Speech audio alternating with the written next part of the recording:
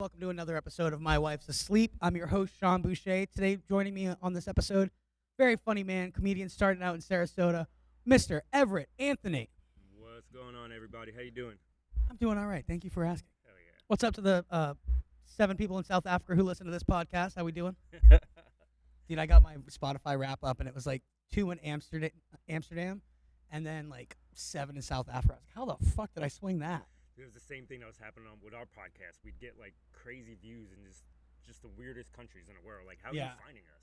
I'm like, these people are just listening to me and Gleb bullshitting about like free Caesar salads from 7-Eleven and fucking, They're in a different country. They're like, we don't even have that here. Well, hey, man. Listeners are listeners. It's a good thing. Oh, God, yeah. So how long have you been doing stand-up? 2 months now, I believe. Maybe a little longer. What drove you to do it? I did about 4 open mics back before the pandemic. And then the pandemic hit, of course, and just stopped after that. And then haven't been back up. I've been meaning to write stuff. I kept saying it for about a year. And then finally my girlfriend is just like, she really got on me. She pushed me and pushed me. Finally wrote some stuff. Went up to Sunshine. And haven't missed a week since I started. That's awesome that your girlfriend was like, yo, you want to do this, fucking get out there and do it. Hell yeah, man. That's a good one right there. I told her too, because like, you know, there's sometimes I'm going 3-4 days a week, and it's like sometimes I think I'm doing too much. But I told her, I go, just remember, you pushed me into this, and you know how I get with stuff. I get a little crazy with it, so she's totally cool with it though. Hell yeah, man. Now, what was the name of your podcast? That's Wild Podcast. Boom. Right there. We haven't done one in about 8 months, but we do plan on starting it back up in about a month, hopefully. Fuck yeah, dude. Now, we were briefly talking about this yesterday on the phone, and I was like, hold up. I want to save this for the podcast. What's cool, what we have going on here in Sarasota is like our own little community. And I kind of briefly touched on that with Martin last week. And it's a cutthroat business, you know? Like, we're all not against each other, but it's competitive. Definitely. If that makes sense. Yeah. It's like, oh, fuck, why didn't I think of that premise, or why didn't I think of that, or he killed it with that joke. But like we were saying, we're all pretty positive in this community, which is really hard to come by, Yeah. especially in a comedy scene. You hear back in the day how they said, like you hear Joe would talk about a lot, like the older comedians, they were kind of like douches and they wasn't trying to help you out. And they talk about it now, how they feel like the community's so strong and everyone's positive and trying to, you know, help each other out. And I feel like we definitely, us here in Sarasota, we're doing that. Like the crew that you guys are with that I kind of jumped in on. You didn't jump in. We invited you to join us, man. Yeah, but it's really, everyone's been super supportive, even when I'm down on myself because I'm not getting laughs for like a month. Mm-hmm. And you guys all like stop it. Like we all go through it. You're good. You'll get better. Just relax. Just got to keep doing it. It's not like riding a bike, man. Definitely not, no. But like I was saying to you yesterday, like when you bomb, like I fucking bombed last week. I had a great time with Martin out here, and I was all fucking feeling it. I was like, all right, I got this. Gonna try some new shit. And just ate dick. And then afterwards, you know, like Luke came up and said some smart ass remark, and I was like, you know what? This is what it's about too. The fucking hang afterwards. Like it's gonna be all right. Luke will always make you feel better because he's just either gonna shit on you or shit on somebody else just to make us laugh, and Yep. it always helps. Hell yeah. So what else has been going on in life? What do you got going on? What do you do for work besides comedy? I'm a babysitter. Means I'm a manager in retail. I'm a meat manager. Nice. And being a manager in 2024 is probably the worst god-awful, soul-sucking thing you can do. Because everybody sucks at their job in 2024. There's no work ethic anymore. God, no. It wasn't that much before the pandemic, and it just seemed like whatever little bit they had is they got that free money, and they're like, we're not going back to working ever again. We sound like such old men. Nobody wants to fucking work anymore. Nobody wants to cut the meats. If I wasn't a manager, I probably wouldn't mind as much. Mm-hmm. Then I'd be like everyone else, just being like, fuck it. Fuck it. Put your head down. Collect your check. Collect my check, play on my phone. But when you're a manager, it's just like, God. Now, what got you into management?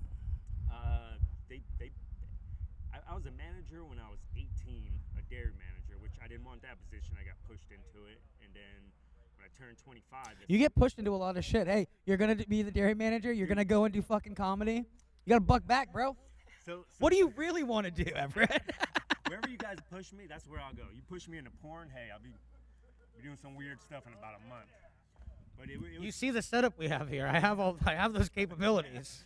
Just got to see when Luke's available. Dude, I was trying to figure out, are we doing a podcast? Like, you had so many cameras set up. I was like, does he have an OnlyFans too he's not telling me about? Yeah, I have an OnlyFans where I eat cheeseburgers and a luchador mask. It's called Fat Fuck 69, but fat is spelled with a PH and so is fuck. So look out for that. Dude, to be funny though, I mean, some people have OnlyFans for comedy. Yeah. That's a thing. That's another angle you could take. I mean, you want to start your Patreon, right? Yeah, that's gonna get going. Speaking of that, on Buzzsprout you can support us. I don't know if there's gonna be a link attached, but we do offer subscriptions now. I believe it's $3, $5, or $10. Any of those tiers gets you. We're gonna do a monthly happy hour. Twice a month, so bi-weekly happy hour through Zoom, so like we can come and shoot the shit. You know, if you're in South Africa and want to have a cocktail with your boy, just let me know. So yeah, sorry to interrupt you, but that was a great spot to plug that. Yeah, definitely. So I did get pushed. I actually got full time before I was out of high school, which I guess I'm 47, so back then you can get away with that kind of stuff. Mm-hmm. Got pushed into the dairy manager position, and then when I was 25, I got pushed into the meat manager position. Literally, the DM called me and told me he wanted me there, and I turned him down. I was like, the managers ain't happy. Why do I want to do that? Especially at a young age too, when you have your life to live. Yeah. Still partying my ass off at 25. I mean, and he wasn't taking no for an answer. He finally got to the point. He's just like, look, be there Thursday. I don't want to hear shit. And then it's been 15 years now. I've been a meat manager. Fuck yeah, dude. Yeah, I mean, you get the bills, or you get the money. You get better money, and then you get better bills, and then you can't get out of there. Now, being a meat manager through COVID, you were still employed, right? Oh God, man, we were rocking during that time. Yeah. So you didn't even get the break. You didn't even really get the isolation and drinking every fucking during COVID. I'd wake up at like 3 a.m. and be like, all right, I guess I'm just gonna get fucking drunk, play Call of Duty. So with your job, you wasn't going to work at all? Were you on lockdown? So I was in Orlando. All right. Forrest Gump of scumbags once again, guys. Had a hell of a life. You're slowly learning all of my twists and turns. So I was a group events manager in Orlando. Nice. For this company called Ace Cafe. So Orlando is a huge tourist town. People from all over the world come to Orlando for Disneyland. So what my position was groups of like 20 or more if you book a restaurant. Because this place was an old warehouse. Yeah. So it had like 3 to 4 different event spaces. And I was taken under this guy, Billy's wing. I was working my way up to like the banquet captain and lead server, all that bullshit, front of house supervisor. And then Billy, who I was working directly under as the lead banquet server, was like, yo, I'm getting too many events. I need an understudy. Like, it's a salaried position. And I was like, 23, like, oh, salary, I get a business card. And then, so I was doing all these large gatherings. I was fucking crushing it. I was miserable, though, because the pay was dick. And COVID hit. So nobody wants to do large gatherings. Definitely. Couldn't even, yeah. In Orlando. So everybody's trying to flatten the curve. You're over here trying to get 30 people together for your business. Yeah, I'm like, you guys, I promise we're all vaccinated. You can come. So like, when it kicked back up, we opened. We were closed for like 2.5 months. And so you getting paid at all during this time? I was getting unemployment. Oh, yeah. I was getting unemployment. And I was getting that 12 from Trump. Yeah, the Yeah. stimmies. It was dope. I paid for my wedding, which I should have just taken that money and gone to fucking Costa Rica. Anyways, side note. You might not have this podcast right now, though. At least not the name. Yeah. Anyway, so I had this lady I was supervising. So it was like a car. So it was a huge warehouse, had a huge parking lot. I think it was like 123 spaces in downtown Orlando. And COVID happened, so we would do car meets. And we're doing like soft events, soft meets, and then like we open up. And I'm supervising, and I walk in at like noon, and one of the bartenders is like, yo, this lady's upset. So I go over, and because back then you had to wear your masks when you were inside, and outside was kind of loose in Florida. Yeah. So all these people are at car shows walking around, and this lady's like, people aren't wearing their masks outside. I was like, I do apologize. Like, there's signs posted. Inside, you need to wear one. Outside, at your own risk. Yeah. She's like, well, they should be wearing them outside. This is the first time we've gone out since the pandemic. We're going to see our grandchild after this. What if we get it? And I'm like, then don't go to a public fucking space before you go to the public space. But I can't say that to her. I'm like, Jesus Christ, I wish Darwinism was still into effect. Then the fucking hurt. Yeah. But I mean, at least your type of management, you're just dealing with, for the most part, your employees. Yeah. Correct me if I'm wrong. Definitely. I had to deal with the general public, and let me tell you, I thought I was losing my hair before. This This was voluntary. You did it Yeah. yourself. Yeah, no, I was fucking drunk. I was like half a bottle of Captain in. It was funny when I seen your head because I did that once. I shaved it and I went on a cruise, a little drinking cruise that next night. But I look like I just freshly got out of jail. That's what I look like when I shave my head. It is not good look for me. So I did this on Friday, and like Saturday and Sunday, I subconscious, like I kept forgetting. It's like I'd catch myself in the mirror and be like, Jesus Christ, what the fuck? Why not, man? Fuck it. Try new things. Become ungovernable. It grows back. Yeah, Casey comes in. He's like, when did you get cancer? And I was like, fuck you, dude. Oh man, he should have said that for the stage. Yeah. But my father's bald. My brother's bald. I just wanted to like scrap it all and start from scratch. Like new head, who dis? And plus you shave it and you might look at it and be like, damn, looks good. Now you don't have to worry about it anymore. Just shave your head every couple days and well, I fucked up because Friday morning I shaved my face. yeah. So I was walking around looking like a fucking knuckle. Yeah, you gotta have a little facial hair when you're shaving that. Yeah. Yeah, that's like what Dave Grohl used to say. Like whenever a man gets a haircut and they're not sure about it, they immediately grow a beard, which is so true. Definitely, yeah. I just like did it in reverse. I shaved my face and then shaved my. I told you a little bit when me and my buddy drinking one night and woke up the next morning because we blacked out. I don't remember anything, and I had a mustache. I went in the mirror. I was like, "What the hell is this?" And then like an hour later, he wakes up. He comes down. He has a mustache, and we're both looking at each other like, what happened last night?" You guys are looking at each other like, did we fuck? Yeah, Did we put on the basically. Village People and like shave our I'm checking my underwear, making sure there's no leftover discharge. or blood? Yes, that too. And but finally, I go through my phone, and there was a video we made of us just shit-faced after, and we're just singing a song about our mustaches, and we're like, The mustache song. yeah. Oh, we gotta find that. The mustache I'll song. definitely send it to you. Dude, butt sex is itchy. Fuck that. You don't remember it's not gay, so it's all good. Oh my goodness. So Martin's hosting tonight. We're here at Big Top Brewing Collective again. It's Monday night. Like I said, we're gonna start doing this series with different comics every week, every Monday before the mic. I think we might start doing a series as well where we'll do like the after party and just get everybody on talking shit in the round. But Everyone's drunk already. yeah, we'll figure it. We'll cross that bridge. I'll get these other cameras to fucking work eventually. It'd be like protect our parks. Yeah. Protect our bench. Protect our bench, yeah. No, we gotta think of a better name than that. Yeah. We gotta spice it up. What was it? The group text was the Big Top Circle Jerk. That'll It's like work. who's spitting on who? That'll work. Oh shit. So how do you feel about where you're at in comedy right now? Because you're road dogging it. Like I'll text you or you'll text me like, yo, I'm at my 4th this week, or like you were up at where was it when we talked last? The Kava place in downtown St. Pete. Okay.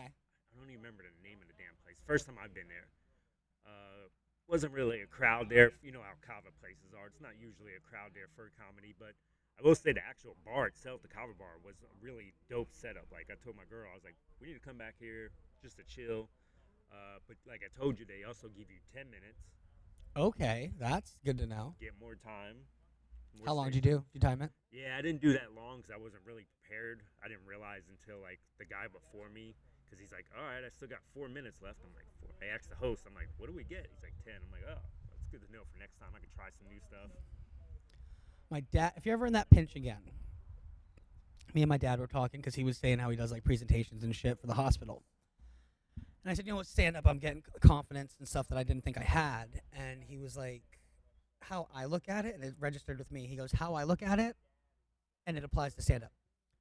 Nobody knows what you're going to say next. Yeah. You're the only one who knows, okay, after I do this Monopoly bit, I'm going to go segue into the Amish bit. Yeah. Or I'm going to do the Rodney King bit, but then circle back to police. Like, it's, that clicked. When he said that, I was like, Yeah. it's all an illusion. Yeah, I'm to the point now. It's like I start blanking out on there. So if I ain't got my cue cards just to see where I'm supposed to be, like I don't have all my stuff wrote out, just some keywords just to kind of remind me. And I didn't bring that many cue cards with me. And I was just like, there wasn't that many people. It was fun though. But that's expected at this part of your journey, 2 months in. Yeah, like you were asking how I feel about it. I feel like quitting most of the time. I feel like I'm not that funny, even though people will tell me. But I also told my girlfriend the other day, I was like, you know what? I keep saying, all right, I'm going to bomb. I'm going to do this. I just need to stop talking about that because part of it's it's almost like setting myself up for failure if I just keep talking about that. I just need to keep pushing through and eventually see where this goes. And I do plan on sticking with this for at least a year and see if I'm actually got better and I should continue or I need to find a new hobby. The fact that you're already on stage and the fact that you're already doing multiple mics a week, pardon me, you love it. Yeah. You love the camaraderie. You love the laughs. You love being up there and telling jokes. We're all narcissists to an extent in this game. Definitely. My first 2 months, you're doing better than I was. My first 2 months, I did McCurdy's and I signed up again. Oh my God, I got to do that again. Yeah. I had the notepad with me and I was shaking. I still have it on video. I'll show you. It was terrible. Yeah. I do have one bit that I like though, about the homeless caveman. But that's like one of the first jokes I wrote. Yeah. How do you go about writing your bits? What I've been doing is I'll come up with an idea and I'll go on my phone on a voice recorder. I'll record it just off the top of my head because it's usually the best that first time you say it. Then I'll take the transcript. Okay, that's the word. I'll take the script and say it. Transcript. That's it. That's the word I'm looking for. That can't come out of my goddamn mouth. I won't be using that on stage. There you go. And I'll take that into my notes, and then I can go through it and kind of like take stuff out or add stuff to it, and then just. So do you take? So how it happens to me is it just comes to me. Yeah. Like the other day, I was leaving McCurdy's and I was driving back to Northport, and I wrote a new bit. I'm going to tell it tonight on stage about. I'm not going to give you the premise. Yeah. I might post the joke at the end of this video.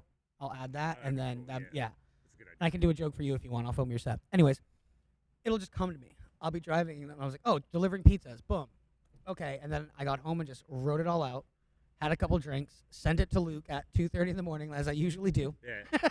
And he sent me the haha emoji. So Now, do you? so do you write? Go. So you're able to think about it and then just wait till you get home. Because for me, that first initial time I think of an idea is always the best. When I try to get home and recreate it, I'm like, it's just not as good as it was. So I've been doing a lot of driving. So when I think of something, it'll come to. Okay, so like I'll use this as an example because I've told this on stage before. O.J. Simpson died. Yeah. I was driving up to the gimmick. It was a Monday or a Friday night, and O.J. Simpson died. And I tried to work it out at Manatee. Okay. So I thought about that day. I was like, I'm just going to wing it up here. So I did it. And then I was driving up to the gimmick, and I was just going through it in my head. So I was pretty much touching it up before I put it in my phone. Now, if that makes sense to you.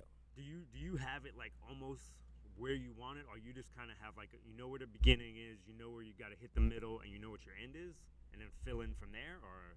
No. So I'll take out. So that's the perfect example. O.J. Simpson. I'll tell the joke real quick. O.J. Simpson passed away. The juice expired. Okay. Yeah. I bet the devil was excited about it. Hello, Nathaniel. Welcome to hell. Just kidding, Juice. I'm a huge fan. Welcome. Once a year, listen, let's cut to brass tacks. Once a year, we play the guys in white. Us guys in red play the guys in white in the Purgatory Bowl. I think you could be our ace in the hole. Aaron Hernandez hasn't really been pulling his weight. I'll have my attorney, Johnny Cochran, write up a 1-year contract for you. Remember him, Johnny Cochran? He's been waiting for you for since about 2005. Now, that was the way I told it the first time. Yeah. Now, when I go on stage, if I were to tell it, it's not really relevant anymore. It's like a 2-week-old joke. Yeah. O.J. Simpson died. The juice expired. I bet the devil was pretty stoked. They finally have a chance in the Purgatory Bowl. Aaron Hernandez hasn't really been pulling his weight. You think he's going to have Johnny Cochran write up a 1-year contract for him? Yeah, he's been waiting there for about 2005. So you see how I took all that extra shit? Took it out and cleaned it up really quick. Yeah. That's nice. I haven't figured that out yet. I'm still got some long bits that kind of get into storytelling a little too much. I need to Nothing wrong with that. Yeah. You're starting out. You're learning how to be comfortable on stage, and you're doing a great job. You're fucking going for it. You're hitting the road. You did, what, 4 last week? Yeah, 4. Fuck yeah, dude. Yeah, man. I almost hit 5 after the station. It was another freaking kava place, and I think they were doing like everything. So it's not just comedy, it's music. So I was like, it's probably gonna be really bad here. That's how you cut your teeth, man. That's what I did my first couple times. Yeah. I found this mic. It was open mic at the Mabel, downtown 41. It was on Tuesday nights.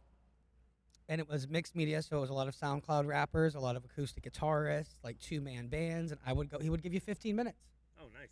So this was before I even knew how to write jokes. I thought I was fucking Bill Burr or Lewis Black, and I would just go up there and just rant, and I'm a server, and all these parents ask their kids, "What do you want? Do you want to try the mac and cheese? Do you want to try the fish?" But the kid gets fucking chicken nuggets every time you go out to eat. Give him the fucking chicken nuggets. I got other tables. Let's go.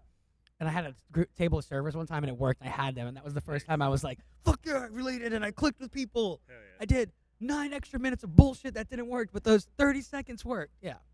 But mixed media is fun because you can go in there and just be like, "Fuck it," you can make a joke at yourself. Like, hey, there was this one old guy who was a SoundCloud rapper, old black dude. He had like salt and pepper hair. I was like, "Yo, make some noise for the work week. That guy killed it." Like, you can make a parody of yourself. Definitely. I don't know if I'm there yet, but I guess eventually I just gotta try, right? I mean, Yeah. that's how I get comfortable. Fake it till you make it, brother. Definitely. Been doing that my whole life. Right? It's gotten you this far. Yeah. That guy's got some green shoes on. Yeah, he's serious. I ain't fucking around. Oh, we spit. We're doing social commentary now. Just people walking by. Yeah. Oh, look at this white Lexus. What's up with white Lexuses? Jerry Seinfeld. Oh, yeah. Well, shit, this was fun, man. Definitely. Wow. Anything else you want to plug? What are your dates this week? What's your plan for this week? I am going to McCurdy's. You're on Thursday? Yeah, Thursday night. Fuck yeah. So it's a hard spot to get into. I actually did 5 open mics. I don't know if I said that earlier. And back then, before the pandemic, you used to be able to get McCurdy's like pretty easy. Like in 2 weeks, you can get right back up. Yeah. And now it's like what, month and a half? Like a lot of people doing comedy now. Well, a lot of people had time to sit around and think they were funny and fucking write goofs. They're sitting home during the pandemic, like you said, just writing dick jokes. Yep. And then my wife was making eggs, and I was in the kitchen making a turkey and cheese wrap, and my wife said, "What are you doing in the kitchen?" And I said, "Making a rap." And I started rapping, "Yo, what's up? My name is Barry. I came to get down and my rhymes are scary." 3 hours later, she was like, "I just realized what you meant when you said you were making a rap in the kitchen." I feel like I should chime in on a rap right now, but I can't rap for shit, so. Dude, we're going to listen to Biggie Smalls after this shit. All right, so this has been My Wife's Asleep. I'm your host, Sean Boucher. We're at the open mic here at Big Top Brewers Collective. This has been Everett Anthony. Keep an eye out for him. He's going to be back on the podcast. Like I said, we are accepting subscriptions now, so if you enjoy the content and you want to keep supporting us, I've been sleeping in my car a lot. So buy me a beer and we'll True do a story. monthly happy hour. All right, love you guys. We'll see you next week.